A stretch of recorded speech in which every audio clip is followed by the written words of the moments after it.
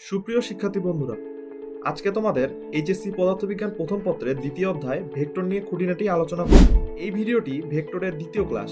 তোমরা যারা প্রথম ক্লাসটি এখনো দেখোনি তারা পূর্বে সেই ভিডিওটি দেখে আসো। ভিডিও লিঙ্কটি ডেসক্রিপশন বক্সে দেওয়া আছে। এই অধ্যায়ের বেসিক স্ট্রং করতে পুরো ভিডিও জুড়ে আমার সাথে থাকো। Welcome to our education platform উদ্ভাবন। প্রিয় শিক্ষার্থী বন্ধুরা, উদ্ভাবনে তোমাদের স্বাগতম। আশা করি তোমরা সবাই ভালো আছো। চলো দেরি না করে শুরু করা যাক।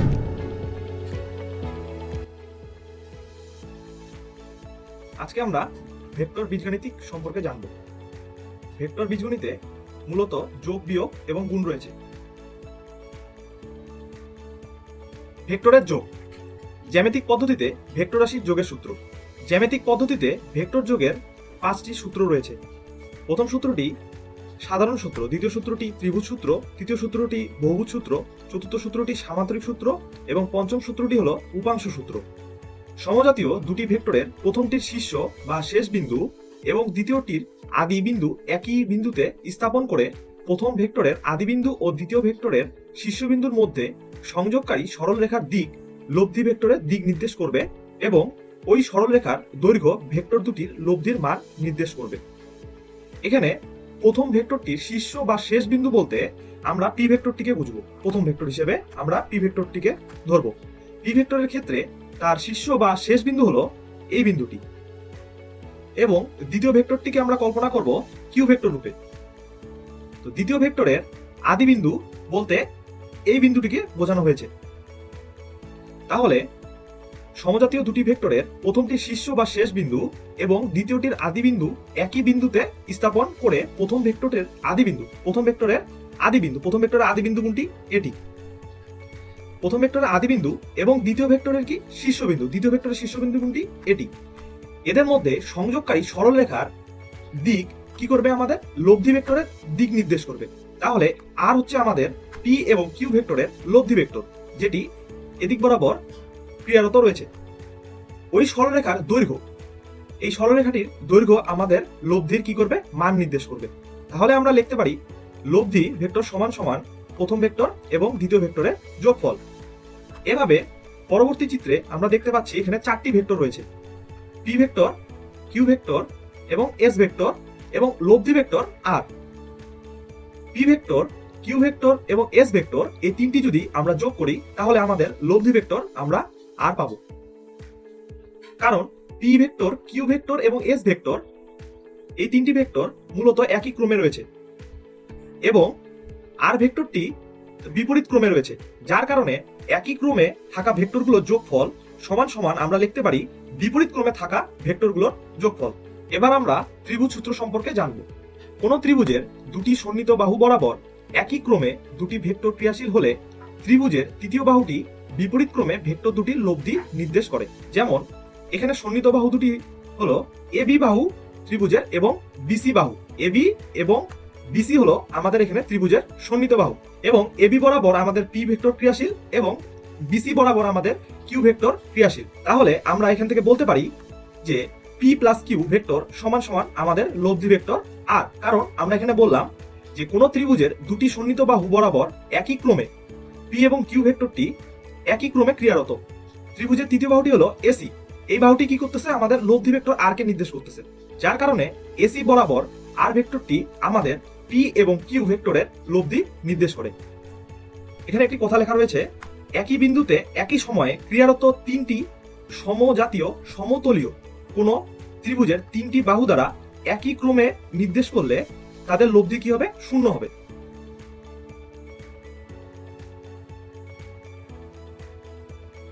এবার আমরা বহুভুজ সূত্র সম্পর্কে জানব।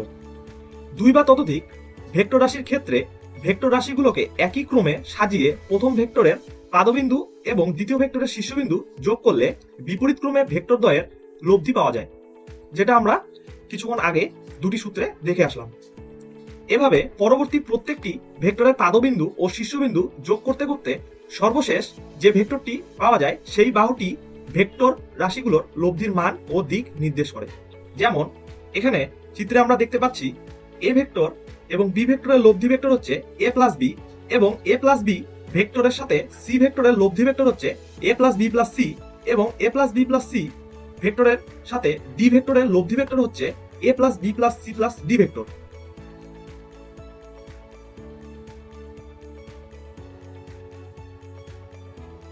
এবার আমরা সামান্তরিক সূত্র সম্পর্কে জানব।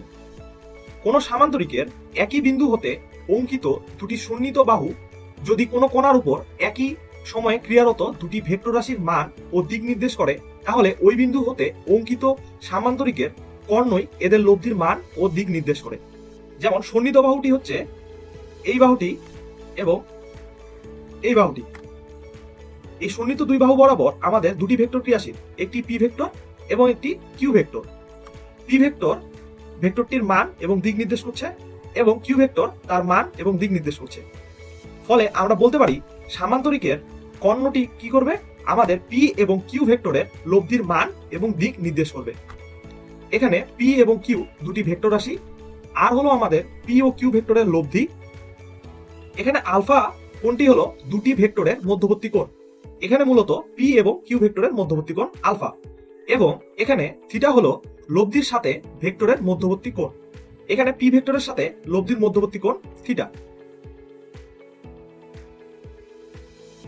এবার আমরা লব্ধির মান নির্ণয় করব। এখানে আমরা ও এ বি সি একটি সামান্তরিক অঙ্কন করেছি। এবার আমরা কি করব, বি বিন্দু হতে ও এর বর্ধিত অংশ, ও এবং এ বাহুর বর্ধিত অংশের ওপর বি এর লম্ব টানি, যা বর্ধিত ও এ বাহুকে কোন বিন্দুতে, এন বিন্দুতে ছেদ করে। এবার আমরা বি ও এন ত্রিভুজের ক্ষেত্রে পিথাগোরাসের সূত্রটি বি ও এবং এন এই ত্রিভুজটির উপর আমরা পিথাগোরাসের সূত্রটি অ্যাপ্লাই করব। এখান থেকে আমরা বলতে পারি পিথাগোরাসের সূত্র অনুসারে লম্ব স্কয়ার প্লাস ভূমি স্কয়ার ইকুয়াল টু অতিভুজ স্কয়ার। এখানে আমাদের ওবি হলো আমাদের অতিভুজ, এবং ওএন হলো আমাদের ভূমি, এবং বিএন হলো আমাদের লম্ব। এবার ওএন অংশকে আমরা দুটি অংশে ভাগ করতে পারি, একটি হলো ওএ এবং আরেকটি হলো এন। এবার আমরা OA plus N whole square, এখানে আমরা এ প্লাস বি হোল স্কয়ারের সূত্র অ্যাপ্লাই করব, যার ফলে আমরা পাবো OB square equal to OA square plus 2 into OA into N plus N square plus BN square. এরপর আমরা এবিএন ত্রিভুজের ক্ষেত্রে, এবিএন ত্রিভুজটি কোনটি, এই ত্রিভুজটি। এবিএন ত্রিভুজের ক্ষেত্রে আমরা সাইন আলফার মান বের করব। সাইন আলফা সমান সমান আমরা কি লিখতে পারি, বিএন ডিভাইডেড বাই এবি। এরপর আমরা আর গুণ করব, তাহলে বিএন ইকুয়াল টু আমরা লিখতে পারি এবি সাইন আলফা। এখানে এবি বলতে আমরা কিউ ভেক্টরটিকে বুঝিয়েছি, তাহলে এবি সমান সমান আমরা লিখতে পারি কিউ ইন্টু সাইন আলফা। ঠিক একইভাবে কস আলফা সমান সমান আমরা লিখতে পারি এএন ডিভাইডেড বাই এবি। এখান থেকে আর গুণের মাধ্যমে এএন এর মান আমরা পাবো এবি কস আলফা। এখানে এবি বলতে আমরা কিউ ভেক্টরকে নির্দেশ করছি, ফলে কিউ ডট কস আলফা। পূর্বের স্লাইড থেকে পিথাগোরাসের সূত্র অ্যাপ্লাই করার পর আমরা যেটি পেয়েছি সেটি হলো ওবি স্কয়ার সমান সমান OA square plus 2 into OA into N plus N square plus BN square.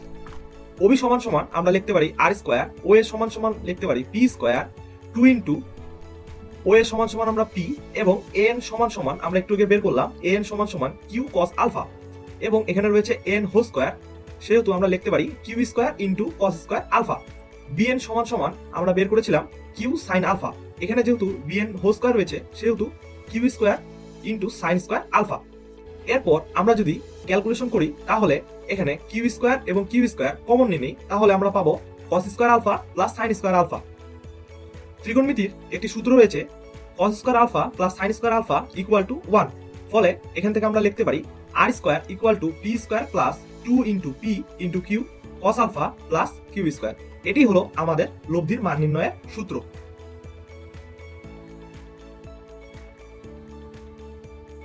এবার আমরা লব্ধির দিক নির্ণয় করব।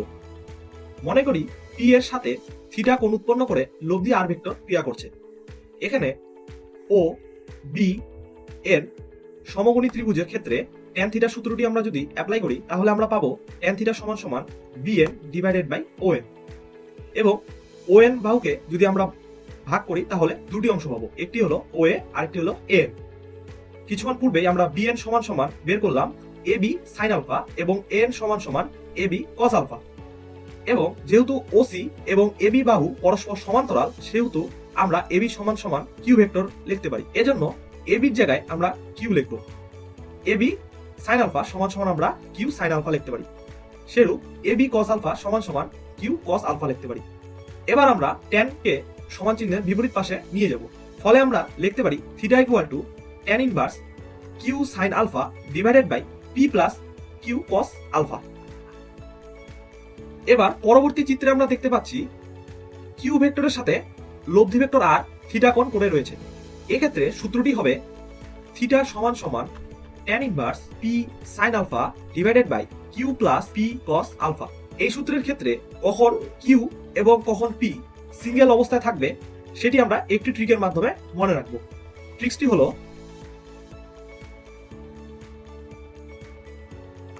যার সাথে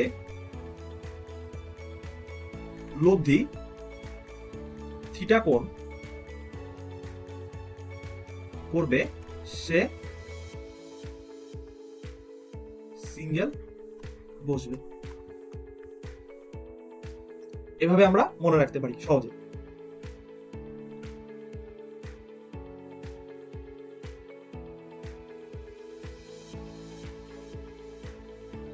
এরপর আমরা শিখব ভেক্টরের বিভাজন। একটি ভেক্টর রাশিকে দুই বা ততোধিক ভেক্টর রাশিতে বিভক্ত করার পদ্ধতিকে ভেক্টর বিভাজন বলে। বিভক্ত অংশগুলোকে মূল ভেক্টরের উপাংশ বলে। উপাংশ দুই ভাবে আমরা ভাগ করতে পারি। একটি হলো লম্ব উপাংশ, আরেকটি হলো যে কোনো দুদিকে উপাংশ। লম্ব উপাংশ, এখানে মূল ভেক্টরটি হলো আর এবং এই ভেক্টরের অংশ হলো ওএ এবং ওবি, যেটিকে আমরা এক্স ভেক্টর এবং ওয়াই ভেক্টর নামে চিহ্নিত করেছি।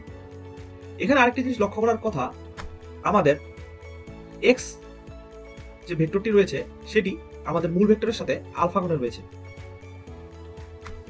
এখান থেকে আমরা লিখতে পারি cos আলফা সমান সমান OA ডিভাইডেড বাই OC। এরপর আর গুণ করলে আমরা পাবো OA equal to OC into cos alpha. ফলে OA বরাবর যেহেতু x ভেক্টরটি কাজ করছে, তো x ভেক্টরের মান হিসেবে আমরা লিখবো x equal to OC। OC বরাবর আমাদের কি ভেক্টর? আর ভেক্টর। এখানে আর ভেক্টরের মানটি নিয়ে কাজ করবো আমরা। ফলে x equal to R cos alpha. ঠিক সেম ভাবে sin আলফা দিয়ে যদি আমরা করি তাহলে y এর মান পাবো y সমান সমান আর sin আলফা। পাশে আরেকটি চিত্র দেখা পাচ্ছি, এখানে লব্ধির সাথে y ভেক্টরটি আলফা কোণ করেছে, যার কারণে এখানে আমরা পাবো x equal to R sin alpha এবং y equal to R cos alpha. এখানে একটি জিনিস মনে রাখার জন্য ট্রিক্স, যার সাথে আলফা কোণ থাকবে তার সাথে অলওয়েজ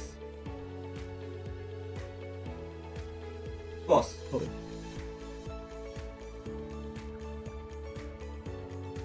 ভেক্টরের বিভাজন, যে কোনো দুদিকে উপাংশ।